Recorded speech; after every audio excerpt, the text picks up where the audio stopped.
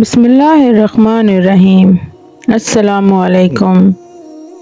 حضور نبی کریم صلی اللہ علیہ وآلہ وسلم کا سفر طائف۔ آج کا بیان سن کر کلیجہ منہ کو آ جائے گا، آنکھیں خون کے آنسو روئیں گی۔ دل تھام کر یہ واقعہ سنیے گا کہ میرے آقا کریم صلی اللہ علیہ وآلہ وسلم نے دین اسلام کی خاطر کیا کیا قربانیاں دیں اور کیسی کیسی اذیتیں سہیں۔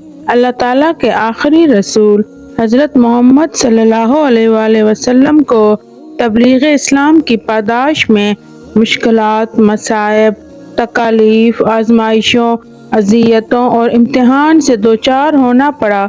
مکہ میں جان لیوا مظالم اور قریشوں کے ستم کا نہ ختم ہونے والا سلسلہ، یہاں تک کہ ابو لہب اور عقبہ بن محیط کے حکم پر آپ کے سر مبارک پر غلاظتیں انڈیلی گئیں۔ انہی دشمنان اسلام کے کہنے پر آپ کے راستے میں کانٹے بچھائے گئے، انہی کے اشارے پر کاشانۂ ربیع میں برتنوں کو خراب کیا گیا، پکتی ہوئی ہانڈیوں کو اوندھا گیا، خدا تعالیٰ کے حلال کردہ رزق میں حرام ڈالا گیا، آپ صلی اللہ علیہ وآلہ وسلم کے جسم مبارک پر اونٹوں کے اوچھ ڈالے گئے، گرد و غبار سے جسم اور لباس مبارک آلودہ کرنے کی بے باکانہ جسارت بھی کی گئی۔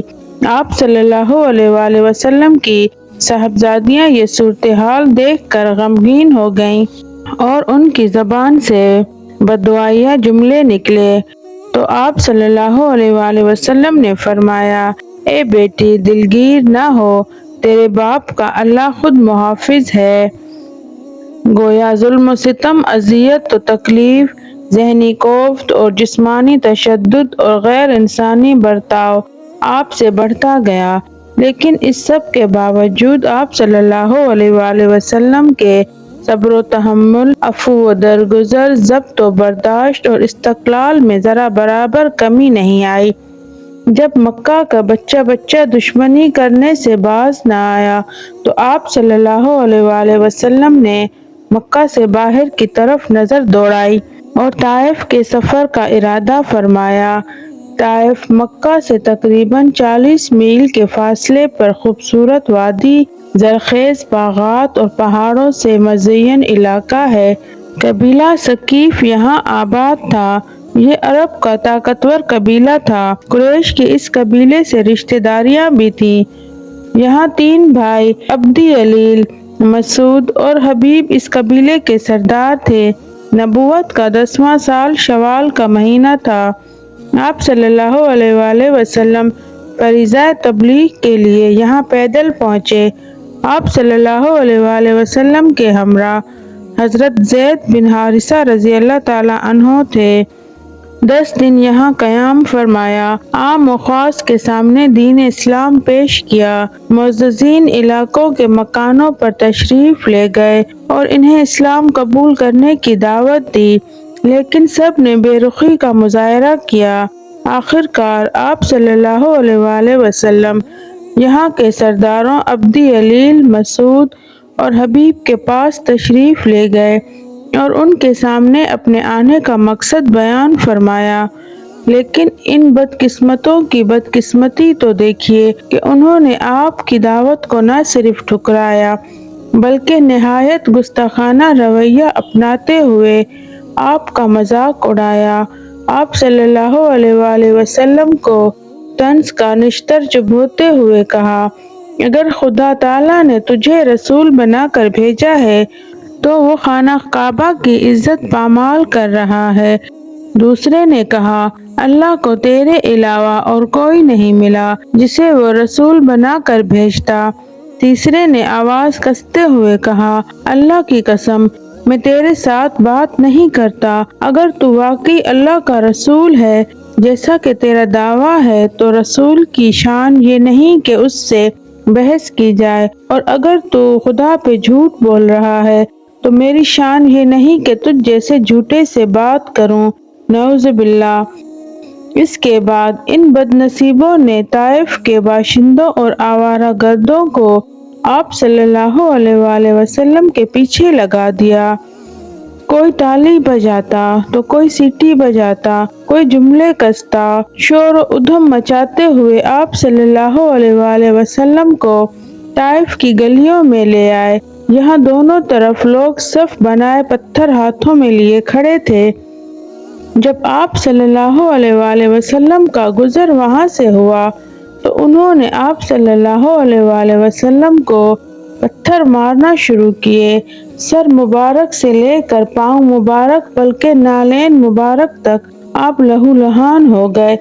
پنڈلیوں اور گھٹنوں پر گہرے زخم آئے۔ حضرت زید بن حارثہ رضی اللہ تعالیٰ عنہ آپ کو بچانے کے لیے کبھی آگے آتے، کبھی دائیں بائیں آتے اور کبھی پیچھے آتے۔ ان کا بھی سر لہو لہان ہو گیا۔ پتھروں کی برستی بارش میں کبھی آپ بیٹھ جاتے تو طائف کے لوگ آپ کو اٹھا دیتے، کھڑا کر دیتے، چند قدم چلتے پھر بیٹھ جاتے تو وہ دوبارہ آپ صلی اللہ علیہ وآلہ وسلم کو کھڑا کر دیتے۔ لگتا ہے جب کوئی کنکر دین کی خاطر تو مجھ کو وادی طائف کے پتھر یاد آتے ہیں۔ جب آپ صلی اللہ علیہ وآلہ وسلم بے ہوش ہو کر گر پڑے تو حضرت زید بن حارثہ رضی اللہ تعالیٰ عنہ نے آپ کو اٹھایا، قریب ہی کچھ پانی تھا وہاں لے گئے تاکہ زخموں سے خون صاف کریں۔ کچھ دیر بعد آپ کی طبیعت سنبھلی تو قریب ہی ایک باغ تھا۔ انگور کی سایہ دار بیل کے نیچے کچھ دیر آپ لیٹ گئے اور معبود برحق کی بارگاہ میں دعا فرمائی۔ آپ صلی اللہ علیہ وآلہ وسلم کے سوز و گداز، تڑپ، درد اور زخموں کی ٹیس سے فریاد میں وہ تاثیر پیدا کی جس سے عرش بریں تک کانپ اٹھا۔ اس موقع پر آپ صلی اللہ علیہ وآلہ وسلم نے اللہ کی بارگاہ میں دعا کی کہ اے اللہ، میں تجھ سے ہی اپنی بے بسی کا شکوہ کرتا ہوں۔ یہ مجھے رسوا کرنا چاہتے ہیں، اس کا شکوہ بھی تجھ سے ہی کرتا ہوں۔ اے میرے پروردگار، آپ مجھے کن لوگوں کے حوالے کر رہے ہیں جو مجھ سے دور ہیں، جو مجھ سے منہ چڑھا کر بات کرتے ہیں۔ اے اللہ، اگر تو مجھ سے ناراض نہیں اور مجھ پہ تیرا عتاب نہیں تو مجھے کسی بھی بات کی پرواہ نہیں۔ اے خداوند عالم، تیری عافیت کا دامن بہت وسیع ہے۔ اے اللہ، میں پناہ مانگتا ہوں اس سے مجھ پر تیرا غضب پڑے یا عتاب نازل ہو۔ تجھ ہی کو منانا ہے اور اس وقت تک منانا ہے جب تک تو راضی نہ ہو جائے، پھر یہاں سے اٹھے۔ پاس ایک پہاڑی تھی، اوپر نظر اٹھائی تو بادل نے آپ پر سایہ کیا ہوا تھا۔ بادل پر نظر جمائی تو اس میں جبریل امین جلوہ افروز تھے اور عرض کی، یا رسول اللہ صلی اللہ علیہ وآلہ وسلم، اللہ پاک نے سن لیا، دیکھ لیا، آپ نے جو کچھ فرمایا، انہوں نے جیسا سلوک کیا، سب دیکھ لیا۔ یہ میرے ساتھ ملک الجبال پہاڑوں کی نگرانی پہ مقرر فرشتہ موجود ہے، آپ حکم دیجئے، یہ تعمیل کریں گے۔ ملک الجبال نے عرض کی، مجھے اللہ تعالیٰ نے بھیجا ہے، آپ جو چاہیں حکم کریں، میں تعمیل کروں گا۔ آپ حکم دیں تو مکہ کے دونوں طرف کے پہاڑوں کو ملا کر ان تمام بے ادب اور گستاخوں کو پیس ڈالوں۔ آپ صلی اللہ علیہ وآلہ وسلم آزمائش کے دوراہے پر کھڑے تھے۔ ایک آزمائش اہل طائف نے ظلم و ستم کے پہاڑ توڑے، دوسری آزمائش کہ جبریل امین اور ملک الجبال ان کو پیس ڈالنے کی فرمائش کے منتظر کھڑے ہیں۔ پہلا امتحان تھا صبر و ضبط، تحمل اور برداشت اور استقلال کا۔ دوسرا امتحان تھا دعویٰ رحم و کرم کا، فراخی حوصلہ اور وسط ظرفی کا۔ اللہ کریم نے آپ کو دونوں میں کامیاب فرمایا۔ دریا دلی والے دل رحمت میں کرم کی ایک موج اٹھی اور اہل طائف کی قسمت کے سفینے کو پار لگا دیا۔ فرشتوں کو جواب دیا، اگر یہ بد نصیب ایمان نہیں لائے تو کیا ہوا؟ میں ان کی آنے والی نسل سے ہرگز نا امید نہیں ہوں۔ مجھے اللہ کی ذات پر مکمل یقین اور بھروسہ ہے کہ وہ ان کی نسلوں میں ایسے لوگ پیدا فرمائے گا جو اللہ کی توحید کے قائل اور شرک سے بیزار ہوں گے۔ قریب ہی مکہ کے مشہور سردار عتبہ اور شیبہ بن ربیع کا باغ تھا۔ اس وقت یہ دونوں بھائی وہاں موجود تھے۔ انہیں غیرت آئی کہ ہمارے شہر کے ایک معزز شخص کے ساتھ طائف والوں نے بہت ناروا سلوک کیا ہے۔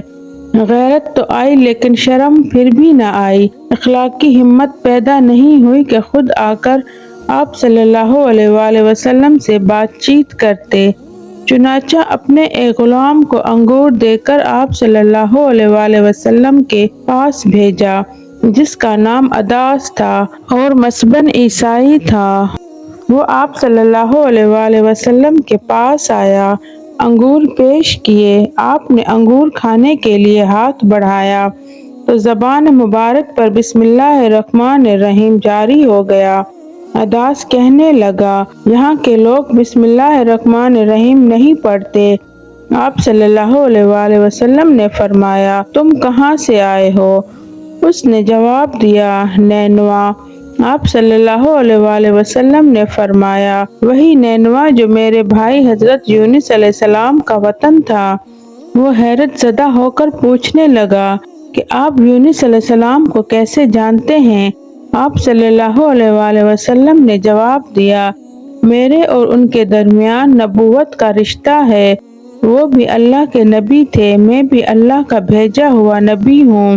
عداس یہ سن کر اسی وقت مسلمان ہو گیا۔ عداس کے قبول اسلام نے گویا آپ کے زخموں پر مرہم کا کام کیا۔ طائف سے واپسی پر جنات کی ایک جماعت نے بھی اسلام قبول کیا۔ سبحان اللہ۔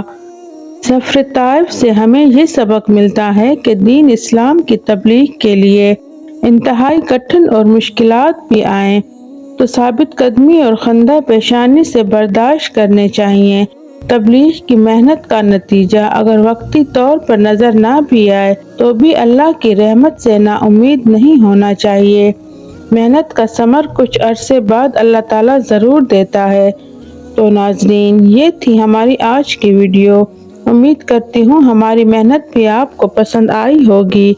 ویڈیو کو لائک اور چینل کو سبسکرائب کر دیں تاکہ ہماری حوصلہ افزائی ہو سکے۔ اللہ تعالیٰ آپ سب کو اور ہمیں اپنے حفظ و امان میں رکھے۔ اللہ حافظ۔